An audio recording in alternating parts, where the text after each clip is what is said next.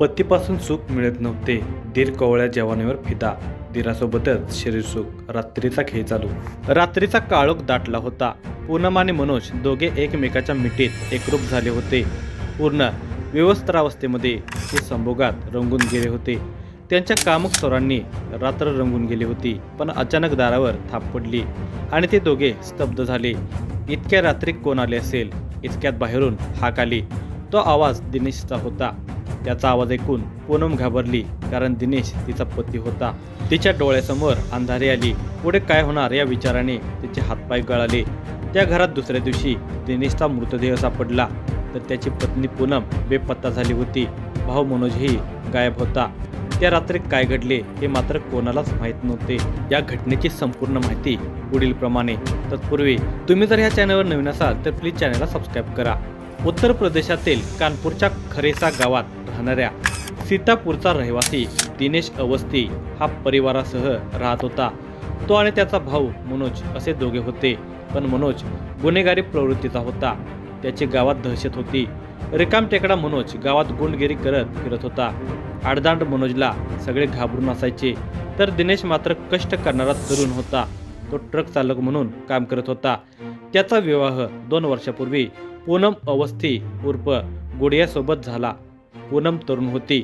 4 चौघात उठून दिसणारी होती. ट्रक चालक दिनेशचा संसार सांभाळणारी होती. नवीन लग्न असले तरी दिनेशला जास्त दिवस घरात बसून चालणार नव्हते. त्याला ट्रक घेऊन बाहेर गावी जावे लागत होते. काही वेळा तर तो 8-8 दिवस घरी येत नसे. पूनमला नुकतेच शरीरसुख मिळू लागले होते.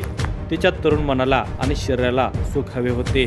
पण तिचा पती मात्र कामानिमित्त बाहेरगावी असल्याने तिला एकटीलाच झोपावे लागत होते. तिची शारीरिक उपासमार होत होती. दुसरीकडे दिनेशचा भाऊ मनोज हा नेहमी घरी येत असे. तो दीर असल्याने पूनम त्याला काय हवे नको ते पाहत होती. गावात काही काम असले तर ती दीर मनोजलाच सांगत असे. मनोजही तिला घेऊन जात होता. तिला पाहिजे ते घेऊन देत होता. त्याचा गावातील दरारा पाहून पूनम प्रभावित झाली होती. त्याचे तगडे शरीर, धाडसी स्वभाव, त्याची दहशत पाहून ती त्याच्याकडे आकर्षित झाली होती. तर तोही तिच्या कोवळ्या जवानीवर फिदा झाला होता. तिला भोगण्याची इच्छा त्याच्या मनात निर्माण झाली होती. दोघेही एकमेकाकडे आकर्षित झाले असल्याने त्यांच्यातील जवळीक वाढत गेली होती. एकमेकाशी ते मन मोकळेपणाने बोलू लागले. आता त्याचे जेवणखाणे तिच्याकडेच होऊ लागले होते. मग तो झोपण्यासाठीही त्याच्या घरी येऊ लागला. तो तिचा दीर असल्याने कोणाला काही संशय येण्याची शक्यता नव्हती. पण रात्रीच्या वेळात मात्र वेगळाच खेळ सुरू झाला होता. दीर आता तिचा पती झाला होता. एकदा सारे काम आटोपून दरवाजा बंद केला की त्यांचा खेळ रंगत होता. पूर्ण विवस्त्र होऊन ते शरीर सुखाचा आनंद लुटत होते.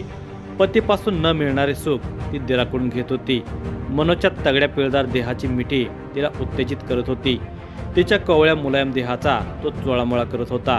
त्यासाठी तीही भुकेली होती. दिनेश 8-10 दिवसातून एखादा दिवस घरी असे तेव्हा त्याला ती सुख देत होती. पण इतर वेळी मात्र नेहमी ती दिरासोबतच शरीरसुख घेत होती. हा प्रकार कोणालाही समजला नव्हता. पण हे प्रकरण जास्त दिवस लपून राहणारे नव्हते. दिनांक 23 एप्रिल 2024च्या रात्री नेहमीप्रमाणे मनोज आला. जेवणखाणे आटोपले. घरातील कामे आटपून पूनमही बेडवर गेली.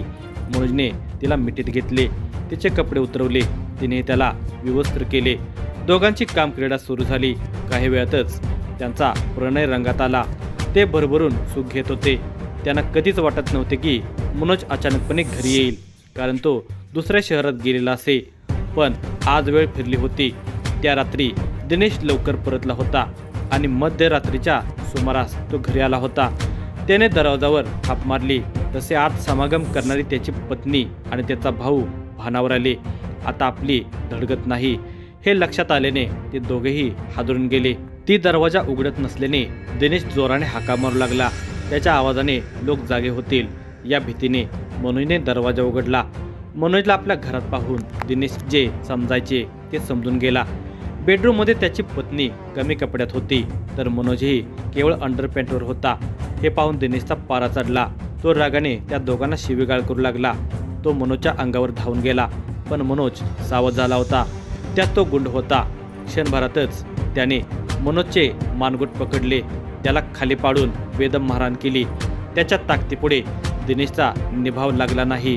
आता काही झाले तर दिनेशला जिवंत सोडायचे नाही या विचाराने मनोजने त्याचा गळा आवळला. काही वेळातच दिनेश तडफडून ठार झाला. दिनेशचा मृत्यू झाल्याने पूनम घाबरून गेली. मनोज या प्रकरणातून सुटका करून घेण्यासाठी विचार करू लागला, पण त्यांना काही सुचेना. अखेरीस दोघांनीही तिथून पळ काढण्याचे ठरवले. पहाटेच्या सुमारास गावातील लोक जागे होण्याआधीच धीर भाऊजाईने गावातून पळ काढला. सकाळ झाली. पूनमच्या घराचे दार बंद होते. दारात टळकोबा होता, त्यामुळे दिनेश आला असावा असे शेजाऱ्यांना वाटले. पण दुपार झाली तरी दार न उघडल्याने उत्सुकतेपोटी शेजाऱ्यांनी दरवाजा ढकलला तर दरवाजा उघडला गेला. मग आत जाऊन पाहिले तर घरात दिनेशचा मृतदेह पडला होता. मग गावात एकच खळबळ माजली. दिनेशचा खून झाला. मग त्याची पत्नी पूनम कुठे गेली हा सगळ्यात मोठा प्रश्न होता.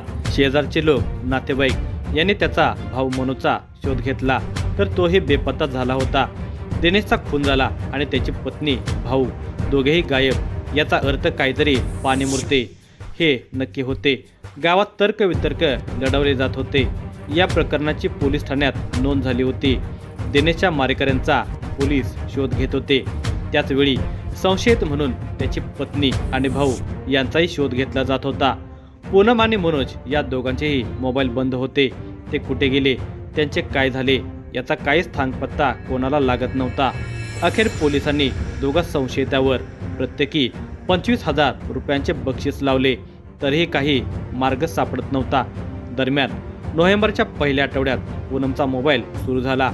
काही वेळासाठी मोबाईल सुरू करून तिने कानपूरमधील एका महिलेशी संपर्क साधला आणि काही वेळात पुन्हा मोबाईल स्विच ऑफ केला.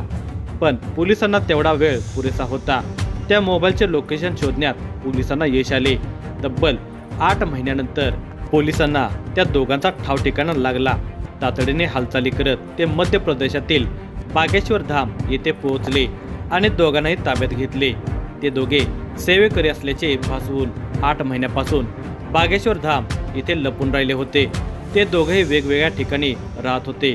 ते दिवसभर ढाब्यावर काम करायचे आणि संध्याकाळी बागेश्वर धाम येथे सेवा करायचे. पोलिसांनी त्यांना ताब्यात घेऊन चौकशी केली असता सराईत असणाऱ्या मनोजने कानावर हात ठेवले. आम्ही काहीच केले नाही. माझ्या भाऊजाईला भूतबाधा झाल्याने उपचारासाठी येथे आल्याचे तो सांगत होता. तर पूनमची चौकशी केली असता तिने दीर मनोजसोबत प्रेमसंबंध असल्याची कबुली दिली. इतकेच नाही, पतीने याला विरोध केला आणि मी आणि दिराने त्याची हत्या केली. यानंतर सकाळी मृतदेह सापडल्यानंतर आम्ही पकडले जाऊ नये म्हणून बागेश्वर धाम येथे पळ काढला. त्याआधी आम्ही फोन बंद केले. तिथे आम्ही सेवेदार म्हणून काम करू लागलो असे सांगितले. पोलिसांनी दोघांनाही वेढा ठोकले असून अधिक तपास सुरू आहे.